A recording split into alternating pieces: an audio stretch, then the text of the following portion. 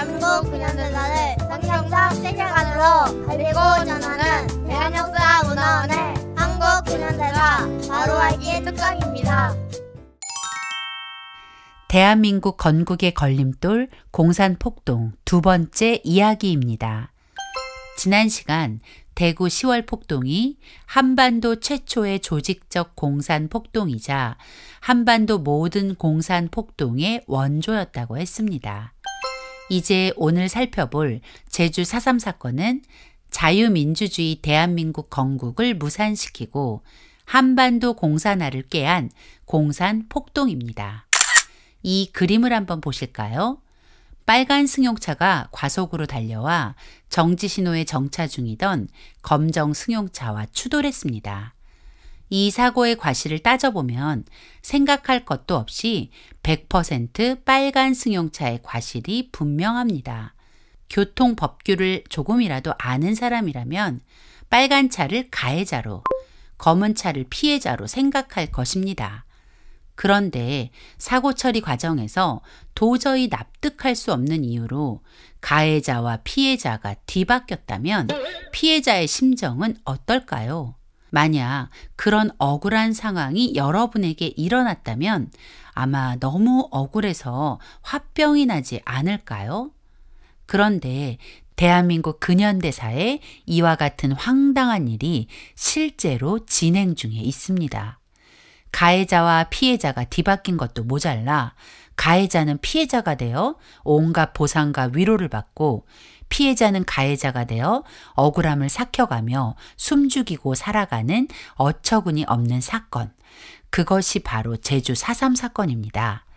제주 4.3 사건은 1948년 4월 3일 대한민국 건국을 위한 50총선거를 방해하기 위해 공산주의자들이 일으킨 공산폭동으로 마지막 공비를 체포한 1957년 4월 2일까지 약 9년이라는 시간 동안 8천여 명의 피해자를 낳은 끔찍한 사건입니다.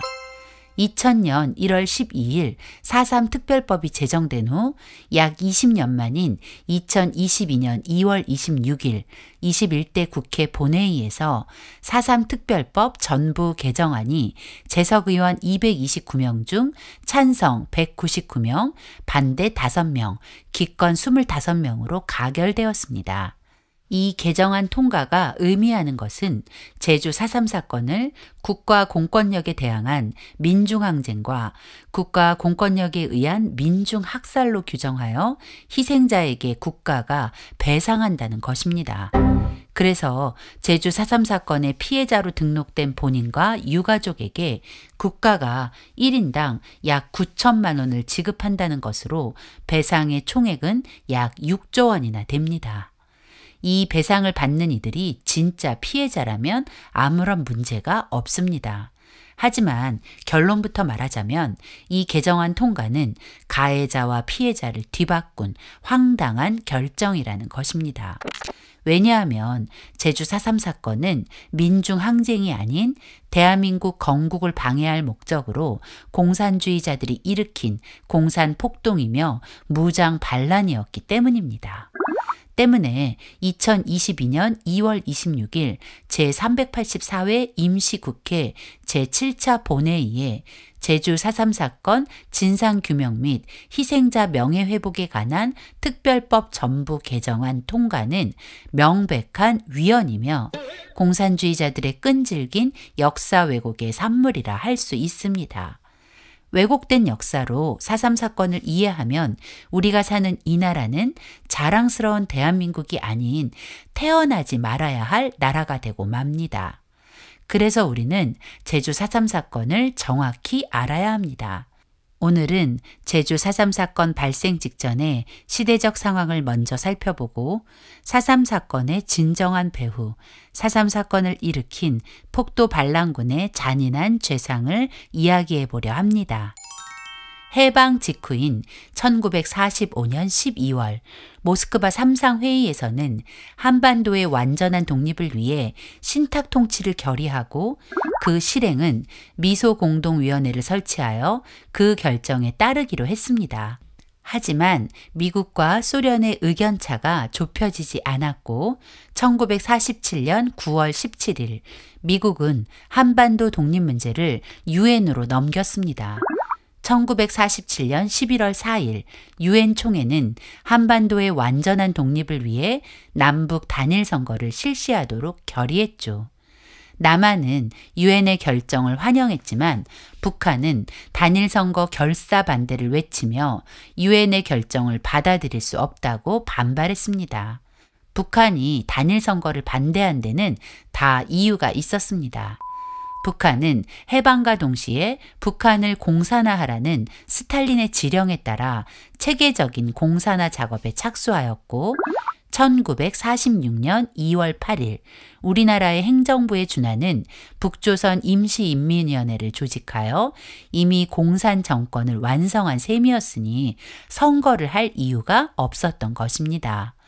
남한 내 좌익 세력들 역시 스탈린의 지령에 따라 남한 공산화를 위해 이미 1946년부터 계속해서 정치 투쟁에 열을 올렸고 4.3 사건도 남한 공산화 투쟁 중 하나였던 것입니다. 1948년 4월 3일 새벽 2시 공산 폭도들이 제주도 24개의 지서 중 12개의 지서를 습격하면서 제주 4.3 공산 폭동이 시작되었습니다. 그 이유는 단 하나, 50 총선거를 방해해 대한민국 건국을 무산시키려는 것이었습니다. 폭도들은 선거 당일 133개 투표소를 습격해 선거관리위원 15명을 살해하고 선거인 명부와 투표용지를 탈취해 불태웠습니다. 때문에 선거인 명부와 투표용지가 소실된 북제주군 갑을 선거구의 투표가 무효 처리되어 제주도에서 선출되어야 할 국회의원 3명 중 1명만 선출되는 사태가 벌어졌죠. 뿐만 아니라 마을 주민 전체를 산으로 끌고 가 선거가 끝날 때까지 잡아두고는 마을 주민들이 선거를 보이콧한 것처럼 꾸미기도 했습니다. 제주 서쪽 애월면 새별오름은 공산 게릴라들의 훈련 장소가 있던 곳입니다. 공산 폭도들은 인근 마을 사람들이 선거에 참여하는 것을 막으려고 새별오름 옆 이달봉으로 마을 사람들을 이동시켜 선거가 끝날 때까지 억류한 것입니다. 이렇게 선거 방해를 시작으로 약 9년이라는 시간 동안 제주도를 핏빛으로 물들인 주범, 배우는 누구일까요? 바로 소련의 스탈린입니다. 제주도는 섬이라는 특성상 공산주의자들의 은신처로 사용되고 4.3 사건이 일어나기 약 1년 전부터는 더 격렬한 좌익 정치 투쟁의 장이 되었습니다. 그리고 1947년 9월부터는 본격적으로 4.3 폭동 준비에 돌입합니다. 제주 4.3 사건은 우발적 사건이 아니었고 이미 1947년 9월부터 실행을 목표로 인민해방군을 창설해 치밀하게 준비된 공산 폭동이었다는 것이 진실입니다. 남로당은 4.3 사건 직전에도 1948년 2월 7일 전국적으로 공산 폭동과 파업을 계획했습니다. 남로당 중앙당은 1948년 1월 28일 제주도당에도 2.7 폭동을 위해 지령을 내려보냈습니다. 그 내용을 요약해보면 1948년 2월 중순부터 3월 5일 사이에 제주도 전역에서 폭동을 시작하라는 것, 경찰 간부와 고위 공무원을 암살하고 경찰의 무기를 탈취하라는 것, 그리고 총선거를 반대하고 인민공화국을 수립하라는 것입니다. 1947년부터 계속된 남로당의 정치 공작과 2.7 지령문만 보더라도 제주도의 혼란은 공산주의자들로부터 야기되었다는 것을 알 수 있습니다. 더구나 4.3 폭동의 제1대 폭도사령관 김달삼의 기록은 4.3 사건의 배후가 북한과 소련이라는 것을 더 확실히 증명합니다. 1948년 4월 30일 김달삼은 이렇게 기록합니다. 우리 뒤에는 북한 인민군이 있고 또한 북한의 배후에는 강력한 소련군이 있으니 우리의 승리는 확실하다. 김달삼의 말처럼 4.3 사건의 실행과 모든 준비 과정의 시작에는 스탈린이 있었습니다. 스탈린의 지령은 소련 공산당 중앙위원 외무성과 국방성을 통해 연해주 소련 제25군 사령부로 그리고 평양 소련 군정을 거쳐 북한의 김일성에게 전달되었고, 김일성은 남조선 노동당에 지령을 하달하고, 마지막으로 남노당 제주도당은 스탈린으로부터 전달된 지령에 따라 제주도의 끔찍한 만행을 자행한 것입니다. 4.3 사건은 공권력에 의한 양민학살이 아닌 스탈린의 지령에 따라 치밀하게 계획된 공산 폭동이었습니다. 제주 4.3 사건을 일으킨 공산주의자들은 악마와 같은 죄악을 서슴지 않았습니다. 4.3 사건이 일어나자 폭도들은 인민유격대를 만들어 끔찍한 만행을 저질렀습니다. 인민유격대는 4월 3일 새벽 몽둥이, 철창, 죽창, 도끼 등 각종 무기로 무장하고 제주 12개 지서 습격을 시작으로 경찰, 우익인사와 그 가족들을 그리고 일반 양민들까지 처참히 학살하는 만행을 저질렀습니다. 1948년 4월 3일 새벽 2시 남원지서를 습격한 인민유격대는 숙직실에서 잠을 자고 있던 고일수 순경의 목을 참수하여 살해하고 시신을 불태웠습니다. 조천면 조천리에 거주하던 이월색 할머니는 당시 12살 나이였습니다.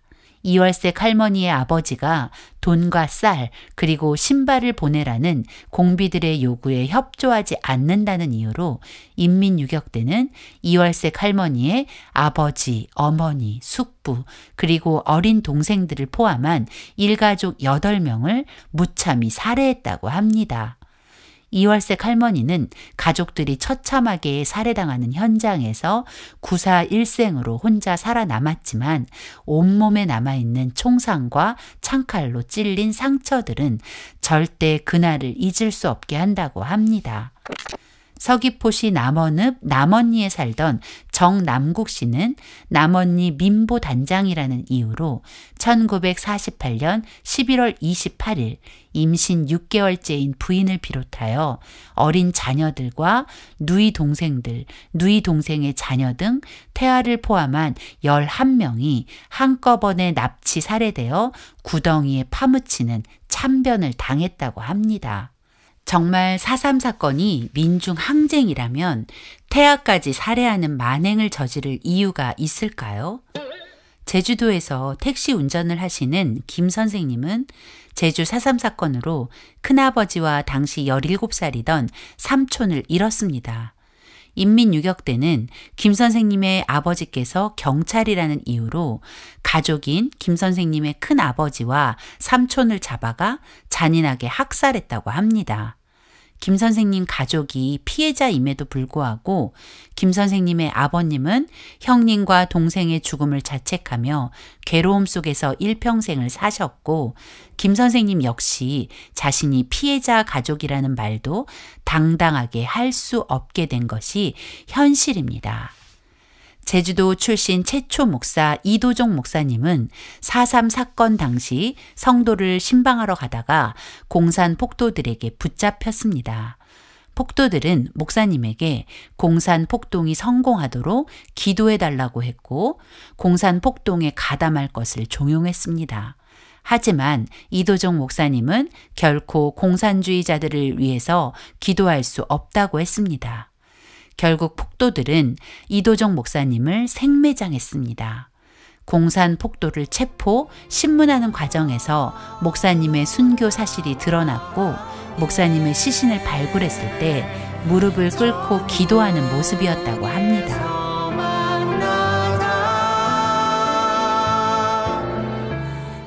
인민유격대는 경찰과 우익인사뿐 아니라 공산주의를 지지하지 않고 자신들의 폭동을 돕지 않는 사람들을 무참히 학살했습니다.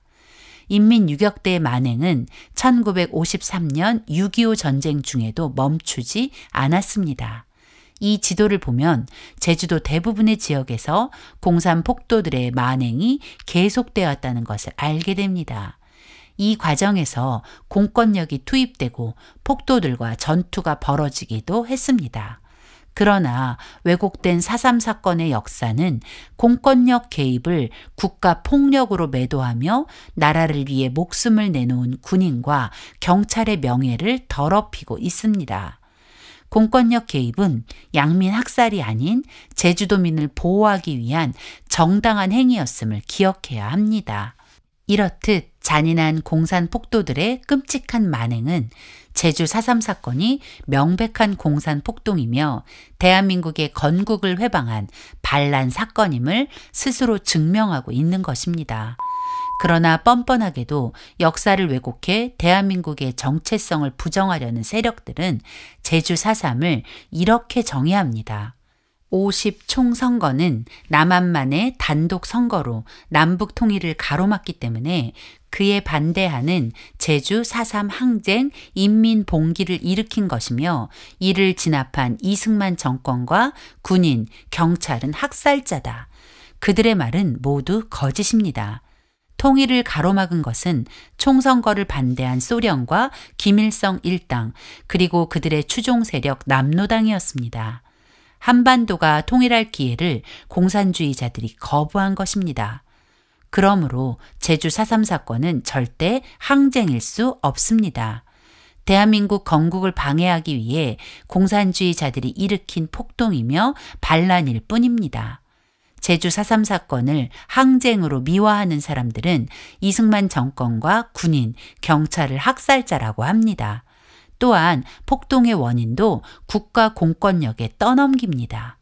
그러나 엄밀히 말해 4.3 사건이 시작된 것은 대한민국 건국 4개월 전이니 4.3 폭동의 원인 제공을 대한민국에 돌리는 것은 어불성설입니다.